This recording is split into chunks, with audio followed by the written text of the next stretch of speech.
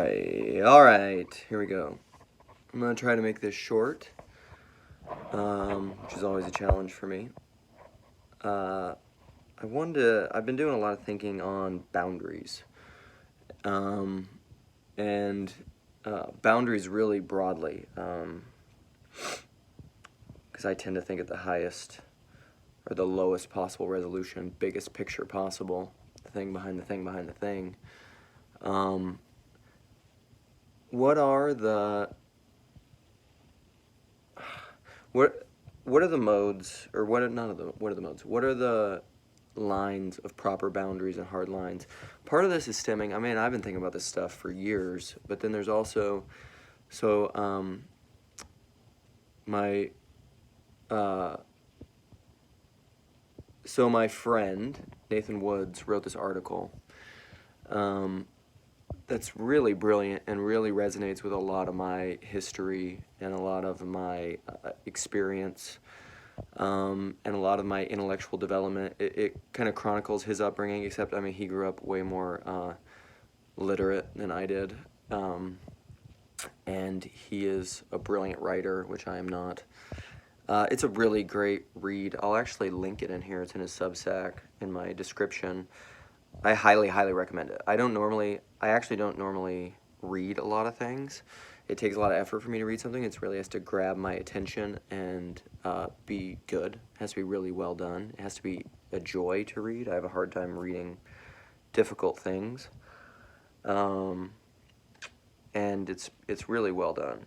But I forget the title of it right now. But he has one section in it that I struggle with, and part of that is due to my experience in church.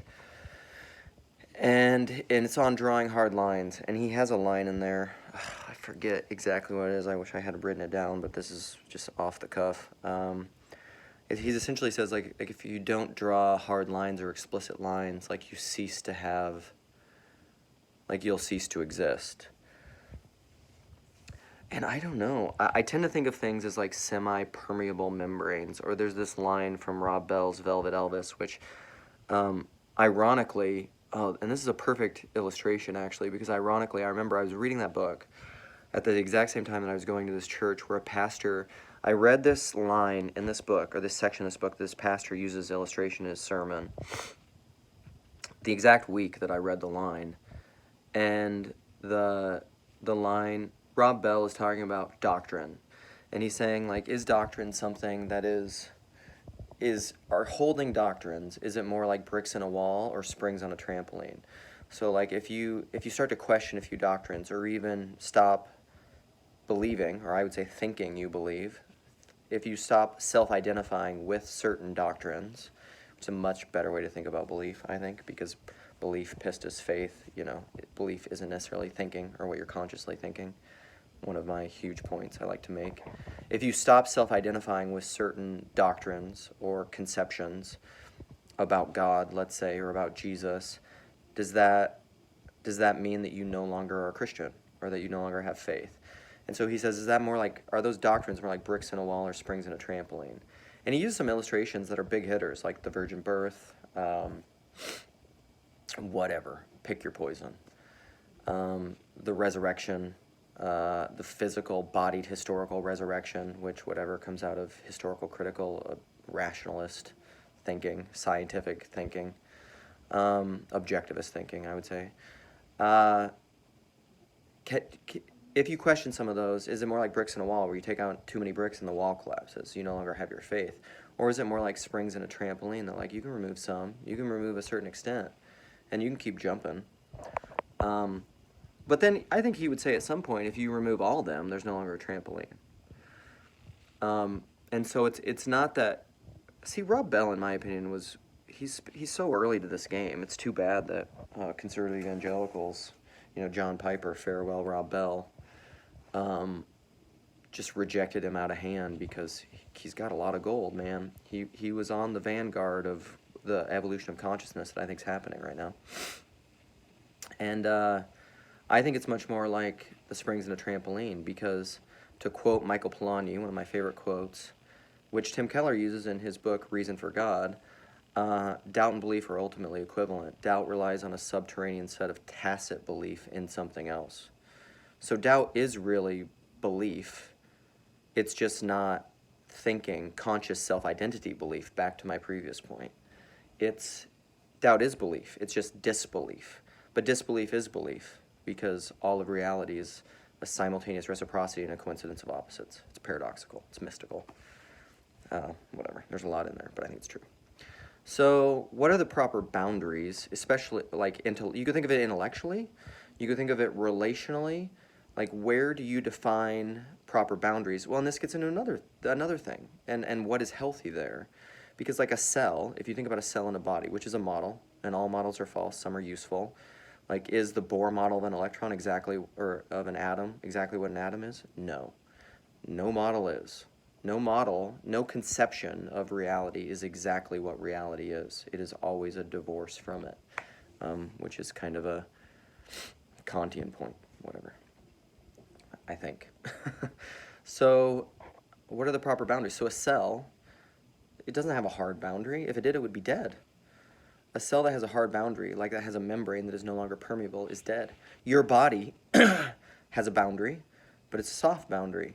If your body was a hard boundary, you couldn't breathe, you couldn't consume, you couldn't excrete, you couldn't eat or poop, you couldn't breathe, you couldn't respirate, you couldn't aspirate, you couldn't, well, not aspirate, you couldn't, your skin needs to breathe, everything needs to breathe in, out, that's a very old zimzum, it's a very old mystical conception of life, of being, is this give and take, this in and out, this breath, the breath of God. So what is the proper thing of boundaries? Because here's the thing, if you have, people talk about this in a lot of ways, bounded set, center set. I don't know, all of those conceptions are healthful, but then it really comes down to how you do these things. And I think that what has happened in the modern world is that we have made the false equivalence of thinking and belief, which again, back to the doubt piece, doubt and belief are ultimately equivalent. We haven't acknowledged that doubt or unbelief is part of belief.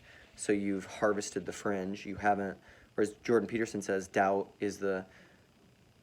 or error is the thing that gives rise to new revelation, epiphanies. It corrects the system. And if you don't have that built in to your, then as Jordan Peterson said recently, ideology is a one-sided religion. Well, that's a one-sided religion. It's just left brain, just systems, just models, just no error. No disbelief, no outsider, get rid of all that, and just make it work, which is what institutions do, which is what his law does, which is what formulas do. So, it actually, and the last thing I'll say, because this is getting close to 10 minutes, is it's like a healthy ecosystem. This is all about unity and multiplicity, because unity is not uniformity.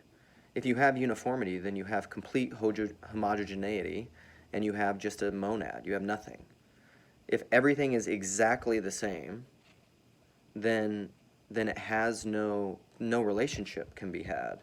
There's no difference. The inside is the outside, and the outside is the inside, and there's no difference. There's nothing to be, there's no becoming, there's nothing to be gained. There is no difference. You need difference for life. And if you eliminate that intellectually, then you no longer have unity. You don't actually have unity. You don't actually have love. You don't actually have the ability to, like St. Paul, to not insist on your own way. You can't even do that.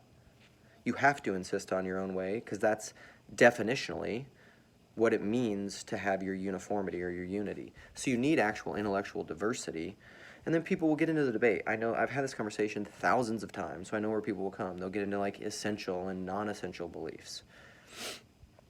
Well, the problem is none of us are in control of any of those things. So you could say, well, these are essential beliefs. The problem is you can't make anybody believe those things.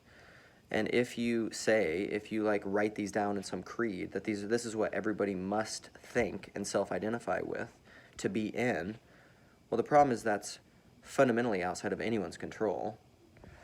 And whatever. And this, people will say I'm like a Calvinist, but I'm not. So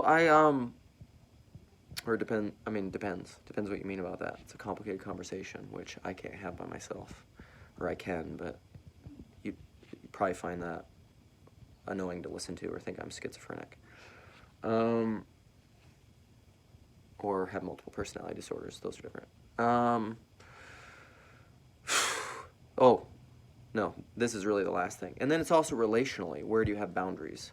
Because this is something that's come up in my church recently is we're doing these Lenten dinners, and we have these group dinners, and it's kind of the 80-20 rule. There's some people that are just, in my opinion, working themselves to death, or overworking themselves to try to make these things happen. And so then what does that mean? Where are healthy boundaries? Like, where do you, is it the Protestant work ethic or the gospel of just try harder? Just do it harder. It's not working. We'll just try harder. Well, maybe you should have, where do you have healthy boundaries? When and why? Self-preservation, is that important? Or self-care? Because like a church or a group or a community is a body of a kind. And so if one body part is exercising too hard to keep stability in the body, that body part will become fatigued or tired or diseased or cancerous and die. I mean, our own body, your own physical body works that way. So everything works that way. What is the proper role of boundaries and the bodies? And I would say, I think that this is probably where I'm leaning now, and what I would say is that you can control none of that stuff definitionally. If you try to police boundaries definitionally through rules and regulation, that